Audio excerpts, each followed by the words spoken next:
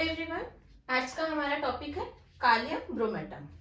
तो इसके नाम में ही क्या है, ये के किसको बताता है, हमारे पोटेशियम को, और ब्रोमेटम हमारा ये Br। तो इसका केमिकल फॉर्मूला क्या हो गया हमारा, KBr, और इसका कॉमन नेम क्या हो गया, पोटेशियम ब्रोमाइड। ठीक है, तो हम बात करते हैं कि इसके पर्सन का प्रेजेंटेशन कैसा देखने को मिलेगा हमें। तो कालियम ब्रोमेटम का जो पर्सन होता है वो कैसा होता है, लार्ज पर्सन होता है। जैसे नॉर्मल हाइट कितनी देखने को मिलती है, 5 फीट, 5.5 फीट, 6 फीट, है ना। लेकिन कालियम ब्रोमेटम का पर्सन जो है अपनी एज से लंबा दिख रहा है। जैसे छोटा बच्चा ही है तो उसकी हाइट क्या है, बड़ी है, वो क्या है, लार्ज पर्सन है। तो हम एक ऐसे ही रफ डायग्राम बना लेते हैं एक पर्सन का।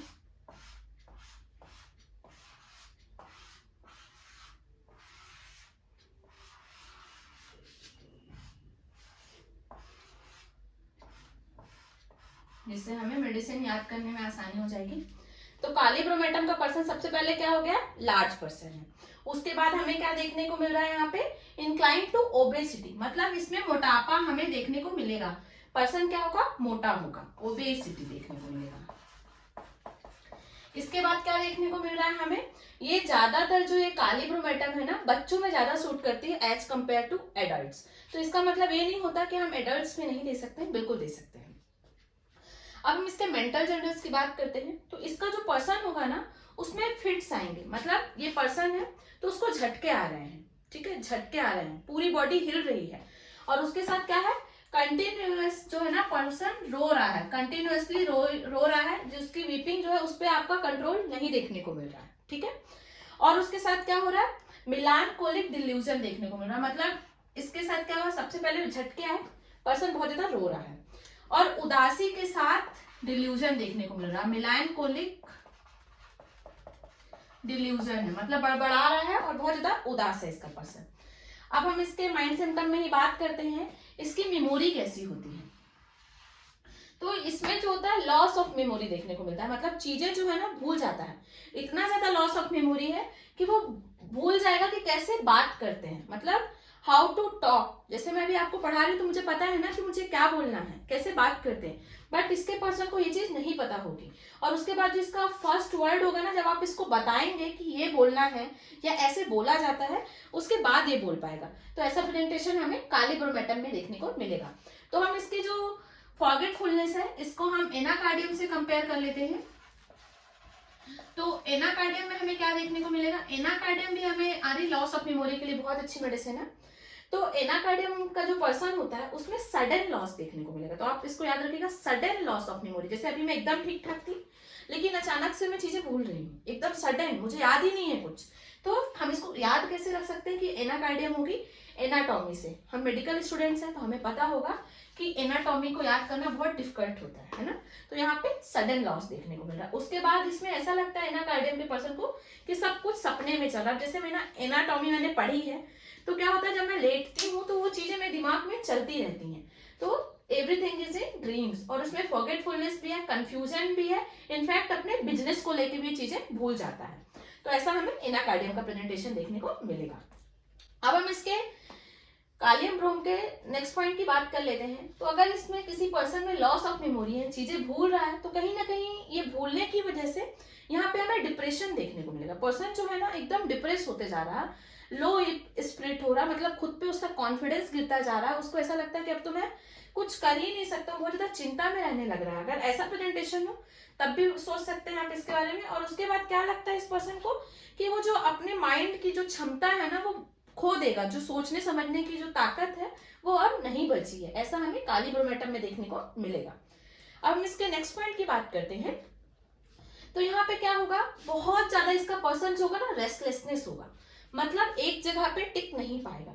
और उसके साथ स्लीपलेसनेस, मतलब क्या हो गया, दो चीजें देखने को मिल रही हैं। ठीक है, एक तो पहला सो नहीं पा रहा है, तो मतलब स्लीपलेसनेस,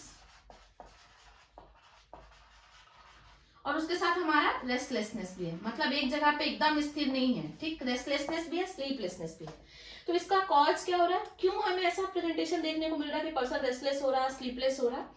तो ऐसा तब हमें देखने को मिलेगा अगर किसी पर्सन में उसकी मनी का लॉस हो जाए, प्रॉपर्टी लॉस हो जाए, मतलब प्रॉपर्टी लॉस की वजह से स्लीपलेसनेस एंड रेस्टलेसनेस देखने को मिल रहा है, उसकी जो खुद की सेल्फ रिस्पेक्ट थी उसका लॉस हो जाए, मतलब जो रेपुटेशन होता है उसके लॉस की वजह से प्रॉपर्टी लॉस हो गया, रेपुटेशन लॉस हो गया, और बिजनेस में किसी ने उसको एम्बेरस कर दिया, बिजनेस एम्बेरसमेंट, ठीक है।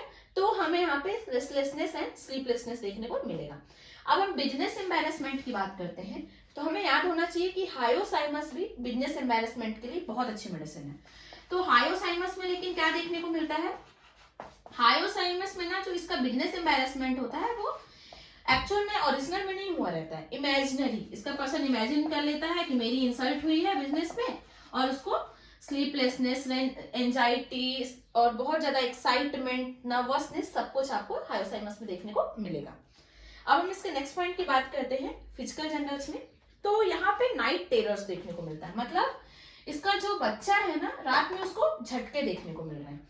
तो नाइट टेरर्स ऑफ चिल्ड्रन के लिए हमारी काली ब्रोमेटम तो हो गई, लेकिन उसके अलावा कौन सी मेडिसिन हम दे सकते हैं अगर छोटे बच्चे में अगर झटके आ रहे हो रात के समय में, तो काली ब्रोम के अलावा हम काली फॉस भी दे सकते हैं, वहां पे भी नाइट टेरर्स ऑफ चिल्ड्रन देखने को मिलता है। इसके अलावा हमें क्या देखने को मिलता है, बच्चे में अगर झटके आ रहे हैं तो इसका बच्चा जो ना ग्राइंड करेगा, अपन दांत किटकिटाते हैं ना, ग्राइंडिंग द टीथ देखने को मिलेगी रात के समय में, सोते समय में। उसके बाद जब बच्चे को झटका आ रहा होगा उस समय बहुत ज्यादा चिल्लाएगा, रोएगा, चीखेगा, और उसके जो सपने होंगे, छोटा बच्चा है तो वो जो नॉर्मल जो सपने देखते हैं कैसे, बहुत ज्यादा डरावने सपने देखेगा, इसका बच्चा जो है हॉरिबल ड्रीम्स देखेगा, ठीक है। और अपने फ्रेंड्स के साथ अब अगर माँ सोचे कि उसके फ्रेंड्स को बुला देते हैं तो बच्चा कंफर्ट फील करेगा, तो ऐसा काली ब्रोम में देखने को नहीं मिलेगा। इसका जो पर्सन है, जो बच्चा है, अपने फ्रेंड्स के साथ भी कंफर्ट नहीं देखने को मिलेगा। उसके साथ यहाँ पे हमें सोमनाम्बुलिज्म देखने को मिलेगा। सोमनाम्बुलिज्म मतलब क्या होता है, किसी को पता है क्या सोमनाम्बुलिज्म?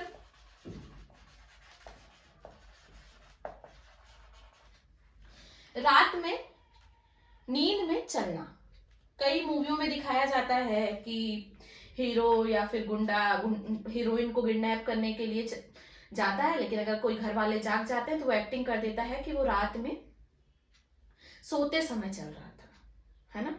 तो हम सोमनाम्बुलिज्म के लिए भी काली ब्रोमेटम दे सकते हैं। रात में अगर किसी को झटके आते हो छोटे बच्चे को तब भी दे सकते हैं। हॉरर ड्रीम्स आ रहे हो, बच्चा चीख के चिल्ला के उठ रहा हो, उस समय भी हमारी काली ब्रोमेटम बहुत अच्छी काम करती है। अब हम सोमनाम्बुलिज्म की बात कर रहे हैं तो हमारी साइलीशिया भी बहुत अच्छी मेडिसिन है। साइलीशिया का जो पर्सन होगा ना वो रात में चलेगा, फिर लेट जाएगा, फिर उठेगा, फिर चलेगा, ऐसा प्रेजेंटेशन हमें साइलीशिया के पर्सन में देखने को मिलेगा। अब हम हेड की बात करते हैं, तो हेड में ना फर्स्ट स्टेज का अगर हाइड्रोसिफेलस हो जाए, मतलब क्या हो गया, कोई भी डिसीज हो, बच्चे को डायरिया देखने को मिल रहा हो, उसके बाद CSF फ्लूइड का एक्यूमुलेशन देखने को मिल रहा हो हेड में, तो हम काली ब्रोमेटम के बारे में सोच सकते हैं। इसका रिजल्ट आपको बहुत अच्छा देखने को मिलेगा। अब हम इसके माउथ की बात करते हैं। माउथ, तो इसके माउथ में क्या हो रहा, स्टैमरिंग, मतलब हमें लड़खड़ाहट देखने को मिल रही है। स्टैमरिंग मतलब क्या हो गया, कोई भी चीज बोलने से पहले लड़खड़ा रहा है। जैसे मुझे काली ब्रोमेटम बोलना है तो मैं काली ब्रोमेटम, ऐसा मतलब मैं लड़खड़ा रही हूँ। अगर ऐसा प्रेजेंटेशन है, इसकी स्पीड जो एकदम स्लो है और बोलते समय भी इसको डिफिकल्टी हो रही है, जैसे मैंने अभी बताया, तो आप काली ब्रोमेटम के बारे में सोच सकते हैं। स्टैमरिंग बहुत आजकल देखने को मिलती है, तो इसके लिए और भी हमारी मेडिसिन है, जैसे हमारी बोविस्टा हो गई, हमारी स्पाइजेलिया हो गई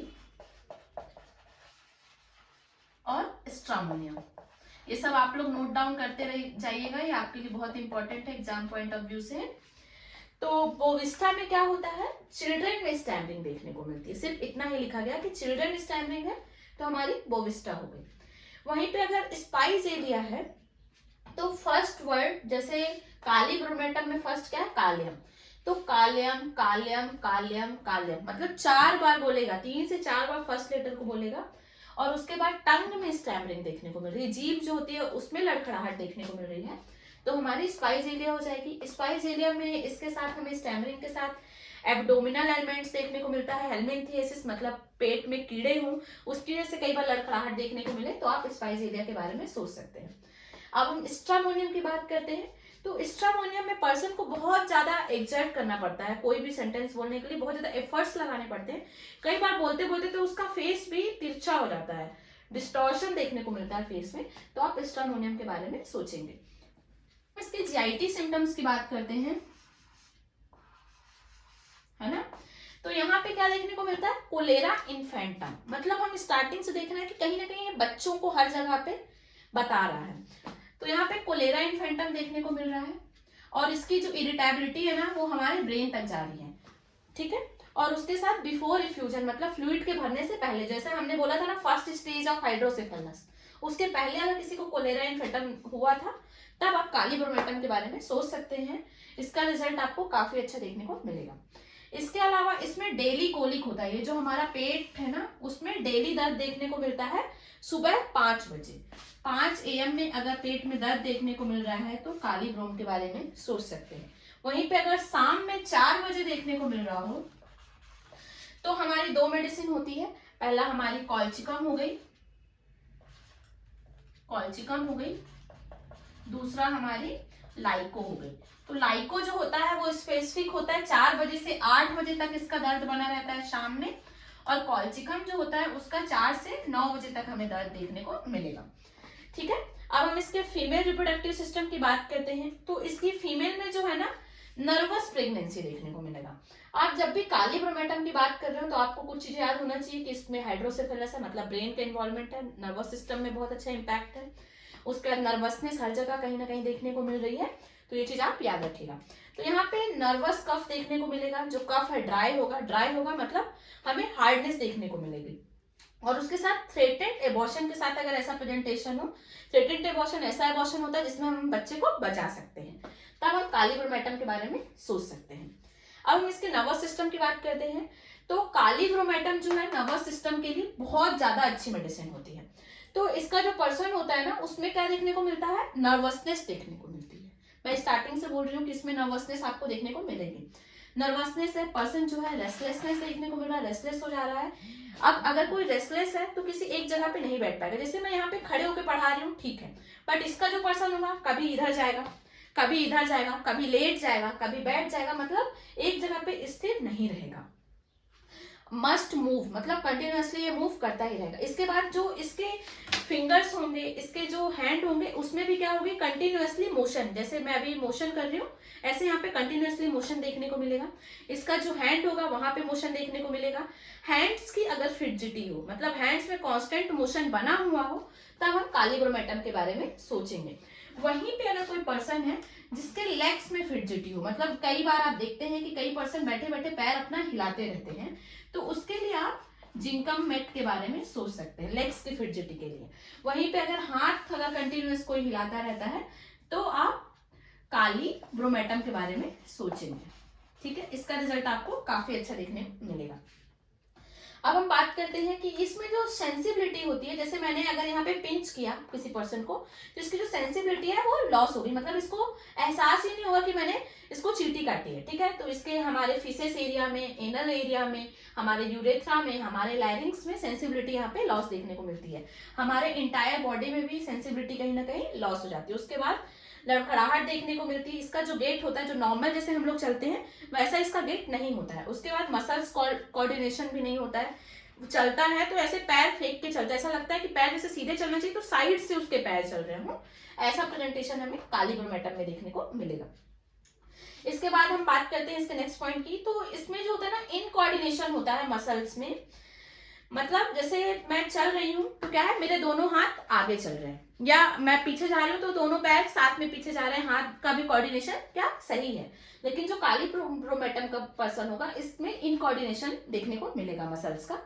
ऐसा हमें जलसीमियम में भी देखने को मिलता है। तो जलसीमियम में क्या स्पेसिफिक है कि muscle refuse to obey the will, मतलब जैसे मैंने बोला कि ये वाला हाथ ऊपर करना है तो जलसीमियम का पर्सन नहीं कर पाएगा, और जबकि काली ब्रोमेटम में ऐसा नहीं है, बस इसका गेट एब नॉर्मल होता है, प्रॉपर नहीं चलता है, और मसल्स का कोऑर्डिनेशन सही नहीं देखने को मिलता है।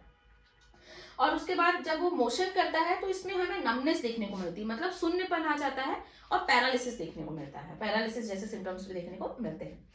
और काली ब्रोम में मतलब यहाँ पे हमें स्पाज्म भी देखने को मिलेगा, स्पाज मतलब झटके आना। आप देख रहे होंगे इसमें बहुत सारे nervous related, brain related disease देखने को मिल रहे हैं। तो स्पाज में आ रहा है, ये कब कब आ रहा है, जैसे मैं एंगर हो गई, मेरी एक दोस्त है, मैंने उस पर गुस्सा किया, ठीक है, अब मैं एंग्री हुई तो मैं कहीं ना कहीं अफेक्ट हुई इमोशनल कॉज की वजह से, इमोशनल हो गई, उसके अलावा मुझे भय हो रहा, फ्राइट हो रहा कहीं वो मुझे छोड़ ना दे। तो ऐसे याद कर सकते हैं, इमोशनल हो गई, फ्राइट हो गई या एंगर की वजह से अगर स्पाज्म देखने को मिल रहा हो तब आप कालीब्रोमेटम के बारे में सोच सकते हैं। स्पाज्म हमें पार्चुरेशन के समय में भी देखने को मिल सकता है, मतलब जिस समय डिलीवरी होती है उस समय अगर किसी को स्पाज्म आ रहा हो तब भी आप कालीब्रोम के बारे में सोच सकते हैं। जिस समय दांत आते हैं छोटे बच्चे को उस समय भी कई बार हमें स्पाज्म देखने को मिलता है, तब भी आप दे सकते हैं। जिस समय पर्सन को वूपिंग कफ हो रहा हो उस समय भी, और ब्राइट डिसीज मतलब हमारा जो किडनी होता है उसकी डिसीज हो जाए, ये हमारी किडनी है उसमें क्या हो गया, ग्लोमेरुलोनेफ्राइटिस, जो हमारा ग्लोमेरुलस होता है, जो हमारे नेफ्रॉन होते हैं उनके इन्फ्लामेशन की वजह से भी अगर किसी पर्सन में स्पाज्म आ रहा हो तब भी कालीब्रोमेटम के बारे में सोच सकते हैं। इसका रिजल्ट आपको बहुत अच्छा देखने को मिलेगा। अब हम इसके एपिलेप्सी की बात करते हैं, तो कालीब्रोमेटम जो है वो एपिलेप्सी के लिए भी बहुत अच्छी मेडिसिन है। तो एपिलेप्सी किन लोगों में देखने को मिल रहा है, एपिलेप्सी मतलब क्या होता है, मिर्गी, ठीक है, मिर्गी। तो यहाँ पे एपिलेप्सी जो है ना सबसे पहले बहुत इंपॉर्टेंट है, कंजेनाइटल है, मतलब पर्सन जब से जन्म लिया है तब से ही उसको मिर्गी की शिकायत है, ठीक है। जैसे आज ही पैदा हुआ है, 6 महीने का बच्चा है, उसको बहुत बार मिर्गी के अटैक आ चुके हैं, एपिलेप्सी कंजेनाइटल है। या तो टीबी की हिस्ट्री के साथ एपिलेप्सी की कंडीशन देखने को मिल रही हो, मिर्गी की कंडीशन देखने को मिल रही है, सिफिलिटिक किसी डिस्ट्रक्शन के साथ देखने को मिल रहा हो, तो हमारी कालीब्रोमेटम बहुत अच्छी होती है। अगर कोई महिला है उसको मेंसेस आते हैं, मेंसेस आने के 1 या 2 दिन पहले उसको एपिलेप्सी का अटैक आता हो, मिर्गी का अटैक आता हो, तब आप कालीब्रोम दे सकते हैं। इसका रिजल्ट आपको बहुत अच्छा देखने को मिलेगा, ये बहुत अच्छी एक्ट करती है मिर्गी के लिए, ठीक है। अब हम इसके स्किन सिम्टम की बात करते हैं, तो ये पिंपल्स के लिए बहुत अच्छी मेडिसिन है। एकने आ रहे हो, जैसे ये वुमेन है या मेल है, यंग एज ग्रुप है, तो उसमें एकने हो गए, पिंपल्स हो गए हो, ठीक है। पिंपल्स जो है हमारे शोल्डर्स में देखने को मिल रहे हो, हमारे चेस्ट रीजन में पिंपल्स हो गए, हमारे फेस में पिंपल्स हो गए, ठीक है ना, तो आप कालीब्रोम दे सकते हैं। इसका रिजल्ट आपको बहुत अच्छा देखने को मिलेगा। आई होप ये वीडियो आपके लिए यूजफुल होगी। अगर आप मुझसे ट्रीटमेंट लेना चाहते हैं तो आप मुझे कांटेक्ट कर सकते हैं 7415107494 पे। ज्यादा जानकारी के लिए आप मुझे इंस्टाग्राम पे भी फॉलो कर सकते हैं, डॉक्टर.प्रेमवती यादव। अगर वीडियो पसंद आई हो ज्यादा से ज्यादा लोगों के साथ शेयर करें। Thank you for watching.